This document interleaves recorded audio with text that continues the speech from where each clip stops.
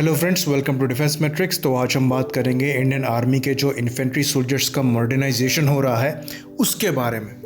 तो Indian army के पास करीबन 380 इन्फेंट्री बटालियंस हैं और 63 राष्ट्रीय राइफल्स बटालियन है।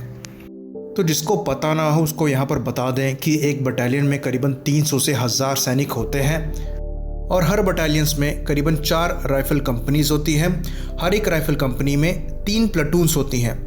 एक प्लाटून में 9 से लेकर 100 सैनिक तक हो सकते हैं और ये जो बटालियन होती हैं वो एक रेजिमेंट से जुड़ी होती हैं। एक रेजिमेंट में एक या एक से ज़्यादा बटालियन हो सकती हैं। तो यहाँ से आप जो टोटल सोल्जर्स हैं उनका अंदाज़ा लगा सकते हैं। तो इंडियन आर्मी की जो रिक्वायरमेंट है वो इंक्लूड करती है 9.5 lakh assault rifles, 4.6 lakh close quarter battle carbines और 57,000 लाइट मशीन गन्स। साथ ही साथ 6,000 स्नाइपर राइफल्स भी लेनी थी, जिसको रिड्यूस करके अब 1800 कर दिया गया है। बाकी भी ली जाएंगी पर वो बाद में ली जाएंगी और मेक इन इंडिया रूट के थ्रू ली जाएंगी। तो ये जो बेसिक इन्फेंट्री सोल्जर्स के इक्विपमेंट का अपग्रेड है ये लॉन्ग पेंडिंग और बहुत इंपॉर्टेंट अपग्रेड है। साथ ही साथ जो यूनिफॉर्म है उसमें भी चेंजेस होने की बात आ रही है और कुछ सैंपल्स जो हैं वो पहले निकल के सामने आए थे, अभी आपकी स्क्रीन पर होंगे, आप देख सकते हैं। तो अब हम एक एक अपग्रेड के बारे में विस्तार में बात करेंगे। तो पहले हम शुरुआत करते हैं 9.5 लाख असॉल्ट राइफल से।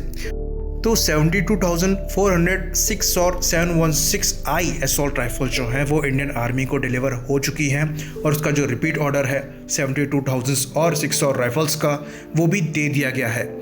ये राइफल 7.62x51 मिलीमीटर के राउंड शूट करने में सक्षम है और लॉन्ग रेंज में ये टारगेट को न्यूट्रलाइज करने में भी सक्षम है। तो इसमें 20 राउंड की मैगजीन आती है और इसके मोड्स में सिंगल शॉट, बस्ट और फुली ऑटोमेटिक शामिल है। बाकी जो इसकी इफेक्टिव रेंज है वो करीबन 600 मीटर की है और जो मजल वेलोसिटी है वो करीबन 850 मीटर पर सेकेंड की है। बाकी इसमें जो पिकेटनी रेल है वो लगी हुई है, तो कोई भी ऑप्टिकल साइट को लगाया जा सकता है। बाकी अगर दूसरी असॉल्ट राइफल की बात करें तो वो AK-203 है। ये करीबन 7,50,000 बनाई जानी है। ये भारत में ही बनेगी, जो कोरवा अमेठी में फैक्ट्री बनाई गई है वहाँ पर। तो ये 7.62x39 मिलीमीटर के राउंड जो हैं वो फायर करने में सक्षम है और क्लोज रेंज में इन्हें काफ़ी डेडली माना जाता है। साथ ही साथ जो रिलायबिलिटी है इन गनों की वो बहुत अच्छी है और ये AK-47 का सबसे मॉडर्न वर्जन है, जो कि AK-100 सीरीज़ का ही मॉडिफाइड वर्जन है और AK-200 सीरीज़ को बिलोंग करता है। इसमें भी पिकेटनी रेल लगी हुई है, तो कोई भी साइट लगाई जा सकती है। इसमें 30 राउंड की बॉक्स मैगजीन जो है वो लगती है और ये काफ़ी ज़्यादा रिलायबल गन है। तो ये 500 मीटर दूर टारगेट को न्यूट्रलाइज करने में सक्षम है और जो मजल वेलोसिटी है वो करीबन 750 मीटर पर सेकेंड की है। तो बात करते हैं जो 4.6 लाख CQB कार्बाइंस लेनी है उनके बारे में।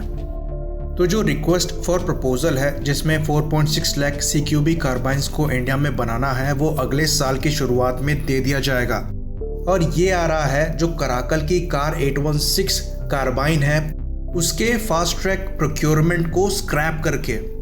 तो कराकल जो है वो अभी भी इसमें काफ़ी इंटरेस्टेड है और वो तैयार है मेक इन इंडिया रूट के थ्रू इन राइफल्स को इंडिया में बनाने के लिए। उनका ये कहना है कि उन्होंने ज़मीन वगैरह देख रखी है और अपने लोकल पार्टनर्स के साथ वो कांटेक्ट में हैं। कराकल कार 816 के 20% जो पार्ट है वो पहले से ही इंडिया में बनते हैं, बाकी 100% टेक्नोलॉजी ट्रांसफ़र के थ्रू इंडिया में मैन्युफैक्चर करने में उस गन को कोई परेशानी नहीं होगी। तो ये गन काफ़ी अच्छी है और ये 5.56x45 मिलीमीटर के राउंड्स शूट करने में सक्षम है और इसका जो रेट ऑफ फायर है वो काफ़ी हाई है। ये करीबन 750 से 950 राउंड्स पर मिनट का है। मजल वेलोसिटी की बात करें तो वो 850 मीटर पर सेकेंड की है। वहीं पर इसकी मैक्सिमम रेंज की बात करें तो वो करीबन 400 मीटर की बताई जाती है। तो ये काफ़ी हल्की कार्बाइन है और जो पहले कंपटीशन हुआ था उसमें ये विनर निकलकर सामने आई थी। तो ये डायरेक्टली रिलेटेड है HK-416 असॉल्ट राइफल से, जो कि काफ़ी फेमस है और काफ़ी रिस्पेक्टेड है। तो ये लाइटर है, इसका रिकॉयल भी कम है और इसकी ड्यूरेबिलिटी जो है वो भी बहुत अच्छी है। तो अब बात करते हैं स्नाइपर राइफल की। तो ओरिजिनली इंडियन आर्मी को 5720 स्नाइपर राइफल्स खरीदनी थी, जिसको अब कट शॉर्ट करके 1800 कर दिया गया है।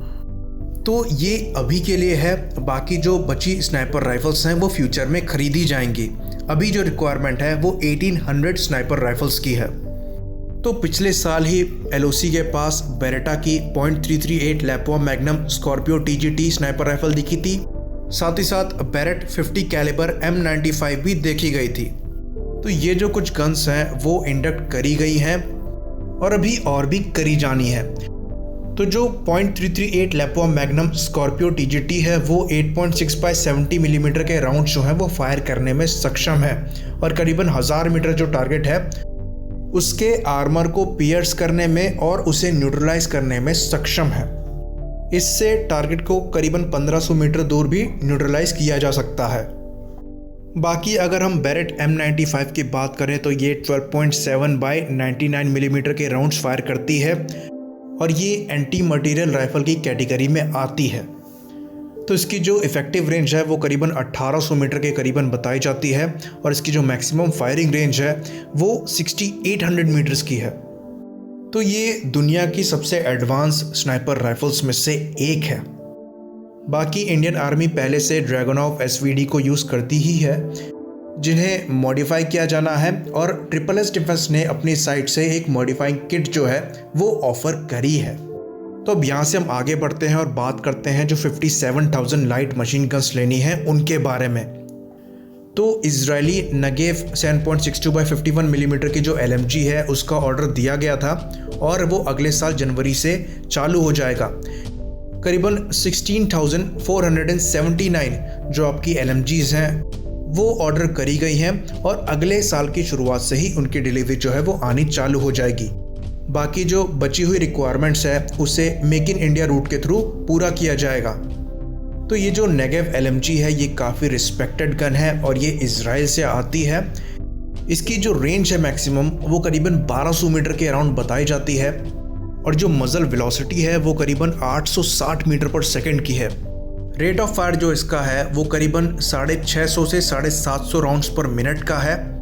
वहीं पर इसके बुलेट्स की बात करें तो ये 7.62 बाय 51 मिलीमीटर के राउंड्स फायर करने में सक्षम है और इसमें 150 से 200 राउंड की जो एमिनेशन बेल्ट है वो लगती है। बाकी पिकेटनी रेल भी लगी हुई है, तो कोई भी साइट को लगाया जा सकता है रिक्वायरमेंट के हिसाब से।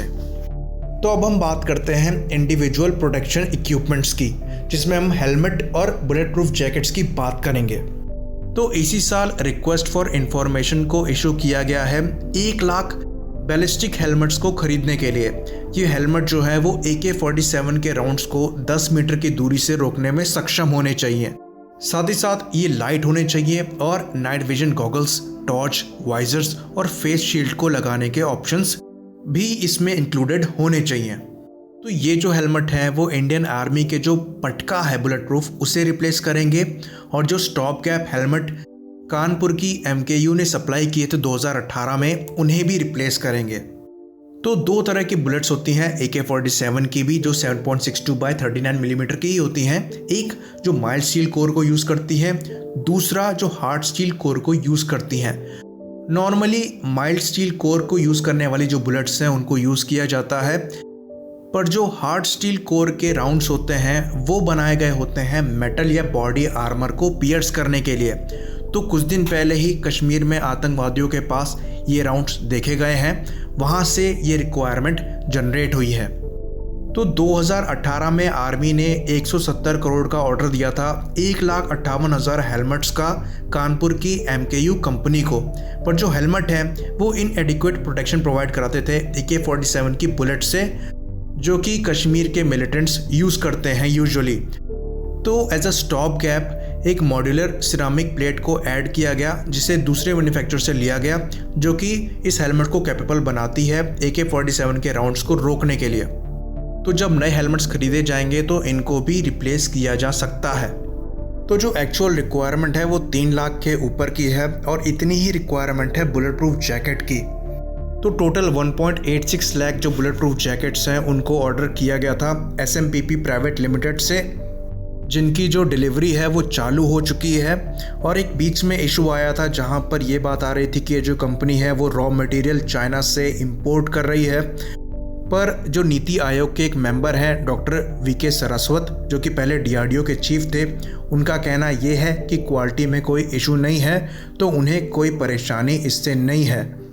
तो ये जो बुलेट प्रूफ जैकेट हैं ये बोरॉन कार्बाइड की प्लेट को यूज़ करते हैं, जो कि काफ़ी अच्छी प्रोटेक्शन प्रोवाइड कराता है।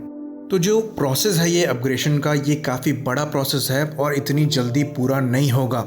पर इस पर जो काम है वो काफ़ी तेज़ी से चल रहा है और आने वाले 5 से 10 साल में हमारे आर्मी के जो इन्फेंट्री जवान्स हैं वो एकदम चेंज दिखाई देंगे।